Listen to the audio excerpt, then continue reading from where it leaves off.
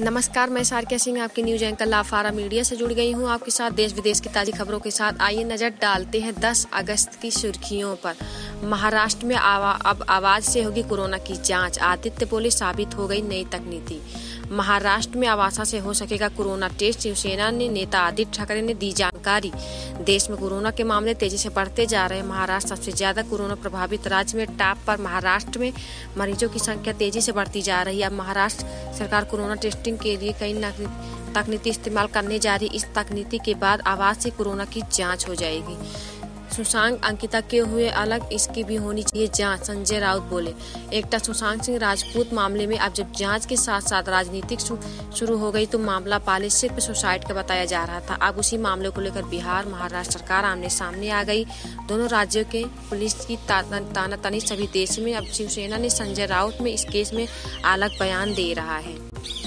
केरल विमान हादसे में बचे यात्री ने बताया, एक झटके के बाद सुन्न हो गया दिमाग। विमान हादसे में अब 18 लोगों की मौत। एयर इंडिया के विमान सवार थे 190 यात्री। केरल के कोझिकोड शुक्रवार को दर्दनाक विमान हादसा हुआ जिसमें 18 लोगों की मौत हो गई और दर्जनों लोग घायल हो गए। इस विमान हादसे में बचे लोगों ने इंडिया टुडे से उन खौफनाक पलों को साझा किया जिसमें उनकी जिंदगी मौत को छूकर निकल आई। चाहल की सगाई ने सरप्राइज हुए लोग। ट्विटर पर वायरल हो रहे फनी फिल्म। भारतीय क्रिकेट टीम के लोग स्पिनर युग में चाहल अपने जीवन में नई पारी की शुरुआत कर रहे हैं। जन्माष्टमी पर 27 साल महासयोग, इन 3 लकी राशियों को बड़ा फायदा। जन्माष्टमी पर्व इस साल मंगलवार 11 अगस्त को मनाया जाएगा। हल्की इस बार अष्टमी तिथि 11-12 अगस्त को 2 दिन तक रहेगी। CISF अधिकारियों ने पूछा हिंदी में सवाल तो कानिमोझी ने बताई। कानिमोझी ने सुनाया वाकया। CISF ऑफिसर की शिकायत हिंदी में बोलने पर पूछी सवाल। DMK नेता कानिमोझी ने कहा कि रविवार को एक एयरपोर्ट पर जब उन्होंने CISF के एक ऑफिसर को अंग्रेजी या तमिल में बात करने को कहा तो उस ऑफिसर ने जवाब दिया कि क्या वे भारतीय नहीं। कानिमोझी ने इस घटना पर आपत्ति जताई और पूछा कि भारतीय होना हिंदी जानने के बराबर कब से हो गया है। बीजेपी वर्ग के PM मोदी बोले मुश्किल वक्त में सबके काम आना चाहिए।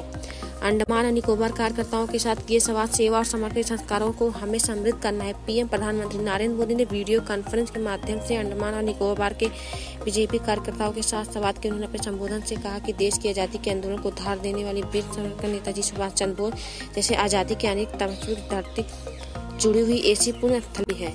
नमस्कार, मैं सारिका सिंह। कल फिर मिलूंगी इसी ताज़ी खबरों के साथ। धन्यवाद।